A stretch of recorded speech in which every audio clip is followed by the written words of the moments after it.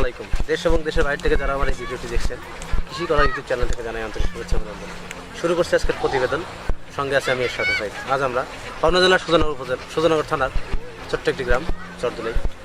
এখানে এসেছি এক সফল খামারির কাছে। উনি দীর্ঘদিন যাবৎ হাঁস লালন পালন করে আসছেন। আমরা জানবো তিনি কীভাবে এই হাঁস লালন পালন করেন এবং এই হাঁস লালন পালন করে তিনি কতটুকু স্বাবলম্বী হয়েছেন। চলুন তার সাথে কথা বলি এবং জেনে নেই তার গুরুত্বপূর্ণ কথাগুলো।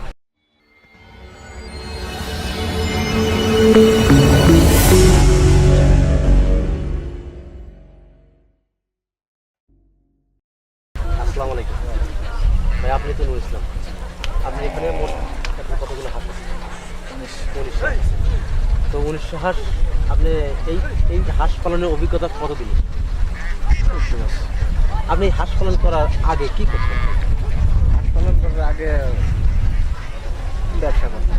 কিসের ব্যবসা? মাছের ব্যবসা। আচ্ছা, এই হঠাৎ করে আপনি এই উদ্যোগটা কীভাবে আসলো যে এই হাঁস মাছের ব্যবসা ছেড়ে দিয়ে আপনাকে হাঁস পালন করতে হবে? এটা কীভাবে আপনার মাথায় কাছে আমি হাঁসের খামার করবো?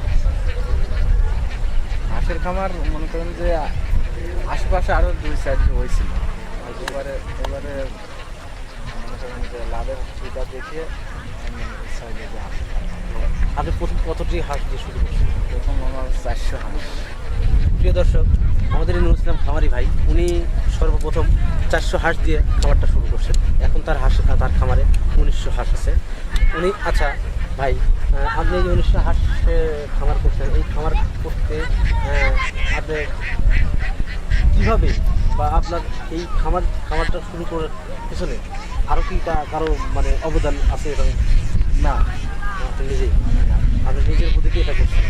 আপনি কি একবার মনে নেই যে এতে আমার লস হতে পারে? না, লস হওয়ার অতটাও এটা ওই সময় মনে করেন যে রিক্সের মাধ্যমে আসে। এখন আপনার মনে হয় কি হাঁসের দাম, হাঁসের ডিম আর বর্তমান এখন হাঁসের ব্যবসায় রিক্স নাই, লস নেই। কেন লস নেই? আমি লস নাই মনে করেন যে যদি বাই চান্স হঠাৎ অসুখ হয়, মনে করেন ট্রিটমেন্টে অসুখ সারল না, কাটাই দামে বিক্রি করলে পরে মনে করেন যে 24-25-22 করে যাবে। তো আমাদের ইসলাম ভাই, উনি যেভাবে কথা বললেন, উনার যে হাঁসগুলো আছে এই হাঁসগুলো লালন পালন করার ক্ষেত্রে উনি কোনোটাই রিস্ক মনে করতেছেন না। কেন করতেছেন না? উনি যদি এখন হাঁসগুলি বিক্রি করেন তাও প্রায় ওই 250, 250 বা 260 এরকম হাঁস বিক্রি করতে পারবেন। আর উনি বিলের পাশেই বাড়ি, ওনার জন্য আর একটা প্লাস পয়েন্ট, সে বিলের খাবার খায়, খরচটা বেশি হয় না। আচ্ছা, এই হাঁস লালন পালন করার আগে আপনি যখন মাছের ব্যবসা করতেন তখন আপনার পরিবারে আপনার স্থায়ী বা চলাচলে বা কী ছিল? তখন আর আমার মনে করেন স্কুলে লেখাপড়া করছি, হঠাৎ করে লেখাপড়া বাদ দিয়ে আপনার পরিবারের সদস্য কয়? পরিবারের সদস্য 4জন। কে কে? আপনি, আপনার ওয়াইফ আর 2 ছেলে। এখন 4জনের একটা ছোট্ট পরিবার। এই পরিবার নিয়ে আর পাশাপাশি হাঁস লালন পালন করে। তো হাঁস লালন পালন করার ক্ষেত্রে আপনার দিক থেকে আপনি কতটুকু স্বাবলম্বী মনে করছেন? আমি এতটুকু স্বাবলম্বী। আমি আপনার কাছে একটা কথা জানতে চাচ্ছি, আপনি যখন মাছের ব্যবসা করতেন, এখন তো হাঁসের ব্যবসা করতেন, মাছের ব্যবসা আর হাঁসের ব্যবসা এর কতটুকু তফাৎ? আর এই হাঁস পালন করে আপনি লাইফ কী করছেন? আপনার জীবনটা কী পরিবর্তন ঘটছে?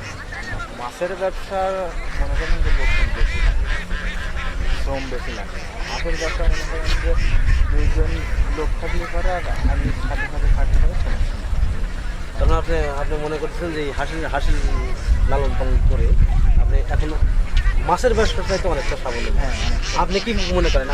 আমি একটা চাকরি করি বা একটা জব করি, 20,000 টাকা স্যালারি পাই, 20,000 টাকা স্যালারি পাই।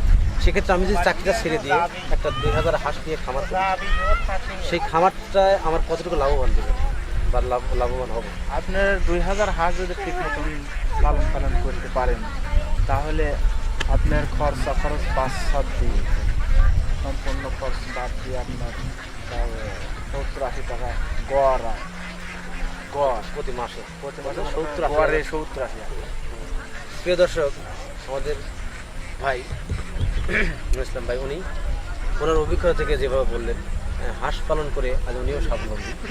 উনি একসময় মাছের ব্যবসা করতেন, সে ব্যবসাটা বাদ দিয়ে এখন তিনি হাঁসের খামার করছেন। ওনার খামারেতে 1900 হাঁস আছে। তো আপনারা এই নুরুল ইসলাম ভাইকে দেখে শেখেন কীভাবে খামার করতে হয় এবং কিভাবে একটা পরিবর্তন আনা যায় মানুষের মধ্যে, আমার নিজের মধ্যে কীভাবে পরিবর্তন আনা যায়।